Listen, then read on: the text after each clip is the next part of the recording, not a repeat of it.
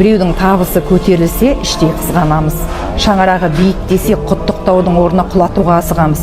Біздің жауымыз сыртта емес, біздің жауымыз іште екен, ащы шындық. Сотта да, қызметте де, қарапайым өмірде де бір-бірінің аяғынан шалып жүрген, бір-бірін сатып жүрген, атып жүрген біздің өз қандастарымыз. Бөтен емес, біздің өз бауырларымыз. Неге әркім біреудің қуанышын тартып алуға, табысын қызғануға, біреудің өміріне көлеңке түсіруге асық? Бүгінгі күнде жаттың алдында иіліп, бауырының алдына келген кезде тікірею біздің басты қасіретіміз болып тұр. Жеріміз кең да, бірақ жүрегіміз тары.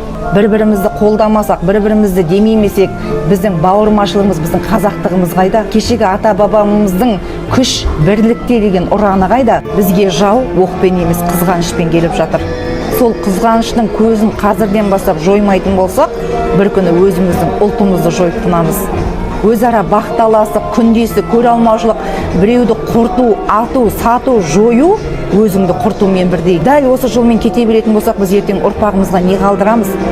Қасқаны тамғанша қазақтың жері, елі сақталсын деп жанын беріп кеткен өзінің елі үшін ата-бабаларымыздың әруағына не деп жауап береміз?